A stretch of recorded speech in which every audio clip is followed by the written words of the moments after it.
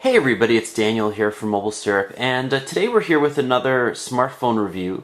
This is the Motorola HD LTE, and this was recently released for RAZRs exclusively, and this comes after Bell released the Atrix HD LTE, which looks fairly similar to this and has many of the same features, but this is better in a number of ways, and we will detail that in a moment. So let's take a look first at the hardware. When we turn the screen off, you can see that there is really nothing that differentiates the LCD from the bezel, and that's because this is using a Super AMOLED HD display, very much like what we see on the Samsung Galaxy S3. In fact, this is very similar to the Galaxy S3 in color saturation and other features, which we'll take a look at in a moment. Looking front on at the device, you can see it's quite boxy. It goes in a little bit on the sides, which is nice, and it makes it look a little bit thinner than it is. It's not quite as wide as the Motorola RAZR, which was released exclusively for RAZRs last year, and this has a significantly bigger screen at 4.7 inches.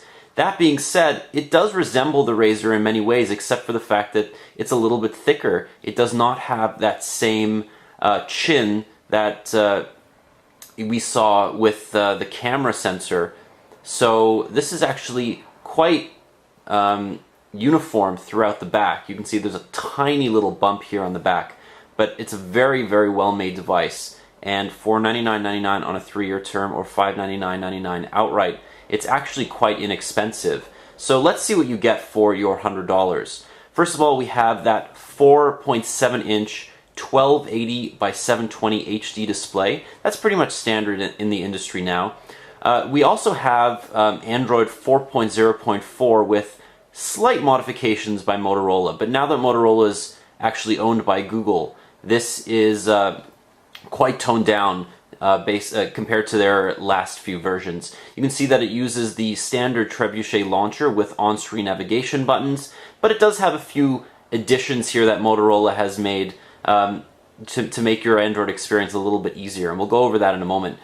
So looking over the device, you can see that there is quite a bit of space between the screen and the bottom, and this bezel actually gets in the way of typing, because what it does is with the navigation bar on the bottom, it actually brings the keyboard quite a bit higher than you'd see it on a device like the Galaxy S3. Again, we'll show you that in just a minute. You can see on top here we have our front-facing camera and our headpiece with the Motorola logo on the back, or on the top rather. Turning it over to the side, we see that the HDMI and micro USB ports are where they usually are on a Motorola device, and we're actually very happy that this has a micro HDMI port standard. We don't like that MHL port because frankly nobody uses it. It's very hard to find an MHL cable, and considering most manufacturers don't supply them in the box, nobody ends up connecting their phone to their television. Whereas it's very easy to find a micro HDMI cable or a mini HDMI cable, and it's very easy to plug it in and get 1080p output on your television. Here is a slot for your SIM card and your micro SD slot, and Motorola does include a little key in the box that you can pull out this drawer, so you won't have to be opening up any battery covers, for example, and this actually makes it a lot more secure. The the Atrix HD LTE rather, had a little slot where you put your thumb in, or your fingernail in, and you took it out, and that actually was quite disruptive to the design of the phone, so I really like this one here. Unfortunately, it does mean that you'll have to carry a key or a pin on your keyring just in case you need to take it out, but that's a small price to pay for aesthetic uniformity. On the front, on the top, we have a 3.5mm headphone jack, and on the right side we have the power button and the volume rocker. Now these are made of machined metal with a little bit of a texture to it. The power button actually has a very subtle texture that is agreeable to the finger, looks really, really nice, and I really like using it. The entire body, in fact, is made of this combination aluminum and Kevlar, and the ring around the side feels very nice, very premium, and is super well made. So I'm really impressed with Motorola. They've improved their manufacturing process quite a bit. This feels like a much more expensive device than its $99 price point. Going along to the back, you can see that Kevlar backing has been maintained from its legacy RAZR device. There's an 8 megapixel camera here with a LED flash and a speaker that actually goes fairly loud, so you'll be impressed with the speaker output here. The 8 megapixel camera does not seem to be improved from previous generations, and it's one of Motorola's Achilles heels. They really have not stepped up their game when it comes to camera performance, although this does take excellent 1080p video. We'll show you in the full written review just how much behind the industry Motorola is, but their camera software has been improved quite a bit. So turning on the device, you can see that you have a 4-way lock screen here. Just by tapping your thumb on the screen itself, you can get shortcuts to whatever you want, but by default you have phone on top, camera on the left, text message on the bottom, and there's regular unlock on the right. You also have a really nice clock, and also the ability to change from vibrate to sound mode, which is a nice little addition there. Once we unlock the device, you can see that Motorola has actually simplified their home screen quite a bit. Like stock Android, you don't have the ability to move this Google search widget, but by scrolling to the right, you get the ability to add new home screens. By default, only one home screen comes on the device with a preloaded Google folder and pretty much nothing else. This 4-way dock is, you can edit it very easily just by dragging the icon off, and you can bring that icon to whichever screen you want. You can also, like in stock Android, create folders just by dragging one icon on top of another and then going in and renaming it. Looking at the keyboard, you can see what I was saying earlier, just how high up on the device it comes, because compared to a regular device, the space between the bottom of the screen and the bottom of the device is actually quite high. With that navigation bar, it becomes even higher. So you're going to have to readjust the phone in your hand and get used to typing pretty much halfway up the screen. Now, after a little while, I didn't have much of a problem with it, but it certainly does take some getting used to. If we scroll to the left here, we actually see a feature that was released with the Motorola RAZR M, which hasn't come to Canada, but it's a 4.3-inch device that we liked a lot when we went to New York a couple months ago. And everybody was using it there. It's a very popular device. This is pretty much the same device. It has a 1.5 gigahertz dual-core Qualcomm Snapdragon S4 processor, 1 gigabyte of RAM, 16 gigs of internal storage, that 8 megapixel camera, etc., etc. This quick settings menu is a really, really nice thing to have, and it makes that quick settings menu on the top here pretty much insignificant. A lot of other companies like Samsung and Huawei and LG, they all put their navigation up on the top here, which makes the notification bar a little bit busy. This looks a lot like stock Android, and all your settings are quickly accessible on this left-hand menu. To get into your all settings, you just click on that button there, or you could get to there from the notification shade. You also have access to important settings like your tethering and mobile hotspot, for example. You can check your data usage, which is really convenient, and all these other things here are pretty much stock Android. Now let's turn to storage. You see that this comes with 16 gigs of total storage and about 12 accessible rather, out of the box. You do have that option for a micro SD card as well.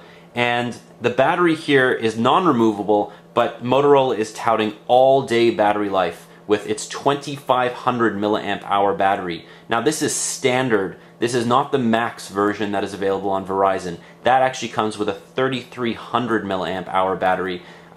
We've asked Motorola if that's coming to Canada. They wouldn't comment, but we're really hoping that eventually it does, because 3300 milliamp hours for a millimeter or so extra thickness really does not sound like a bad compromise to us. Nevertheless, 2500 milliamp hours is the same size battery as the one included in the original Galaxy Note. This promises excellent battery life, especially from the Super AMOLED HD display. Now, this is pentile, which means, unfortunately, if you look really closely, you will see a few aberrations, a little bit of pixelization on text, etc. Same problem as the Galaxy S3. However, let's go into Chrome, which, ironically, is installed by default. Motorola was very happy to say that the RAZR HD LTE was their first phone with Chrome pre-installed, and that's going to become standard with Jelly Bean on all devices. Now you see one of my favorite photo sites. This is 500pixels.com. I have the Motorola HD on the bottom, and I also have a Galaxy S3 on the top. Same screen. The Galaxy S3 is a little bit bigger at 4.8 inches, same resolution, but you can see here the screens look pretty much identical. Unfortunately, the Motorola suffers from a little bit of kind of softness in the overall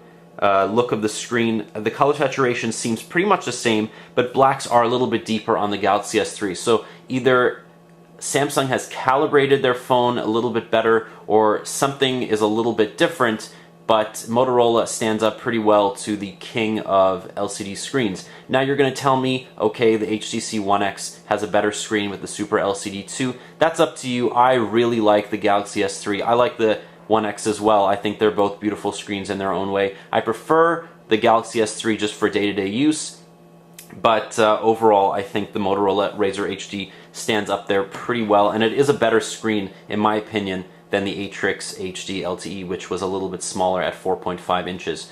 So in terms of overall size, the Motorola RAZR HD is about the same thickness. It's 8.4 millimeters thick, but it doesn't taper the way that the Galaxy S3 does. So the Galaxy S3 looks a little bit thinner at some points, but in the middle they're about the same thickness. The RAZR is a little bit easier to hold in the hand than the original, and it feels very comfortable, especially when holding it up to your ear.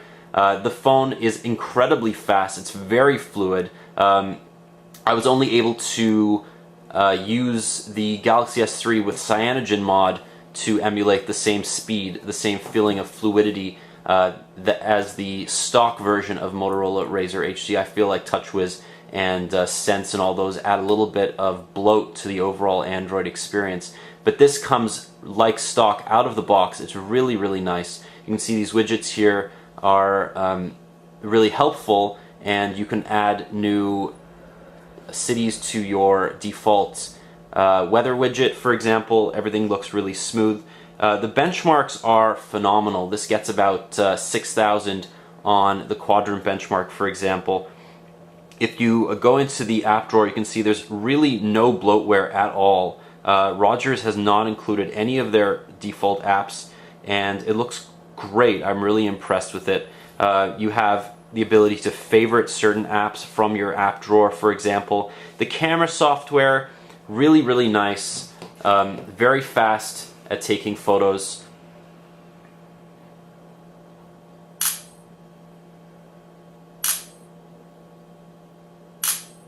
There's a lot of settings here that you can hide or access really quickly, and you can change a lot of these settings just with one click.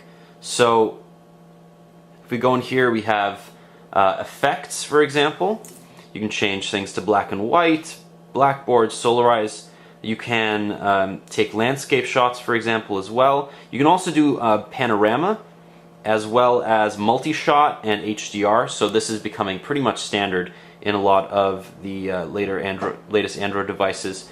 You also have the ability to take 1080p video, as I said, and you can change that in the settings quite quickly. You can use slow motion or time lapse, which is really nice. And there are different scenes. For example, you can set it to record for concert in stereo, which will make the sound a little bit softer, and it'll try not to get the audio blown out. And you can also set it for wind reduction, which is nice when you are walking and are in a windy area. So that's the camera. And one other thing that Motorola has really been touting with their latest Android devices, smart actions. Now, I got a notification the other day suggesting this rule, so it'll kind of walk you through how smart actions works, but basically it's just a way for you to add a little bit more functionality in automation. So you can drive smart, for example, by getting into your car. You can set this to detect when you get into your car, for example, if you have NFC, an NFC tag. You can also just activate it when you get into your car automatically. You can turn on Bluetooth, launch your vehicle mode, put ringer to high, and auto reply to text messages. So it's really convenient and it's very, very powerful. Now if we go into the settings again, you can see there there's NFC enabled. You can just set that as well. So this does support Android Beam, and you can transfer data from one device to another. There's also Wi-Fi Direct if you are going to be setting up peer-to-peer as well. Now, this is an LTE enabled device. It's one of Motorola's first, and we'll show you here the speed test results over the RAZR network are just astounding. So I got 60 megabits a second earlier today. Let's see what we get now. We're not getting quite that high. We're getting about 42 megabits down and 27 up, but this is just absolutely incredibly fast, faster even than my home internet connection, and something that all three networks, Rogers, Telus, and Bell, should be very proud of, that they're maintaining these speeds, especially after the launch of the iPhone 5, where it obviously introduced an influx of new users to their networks.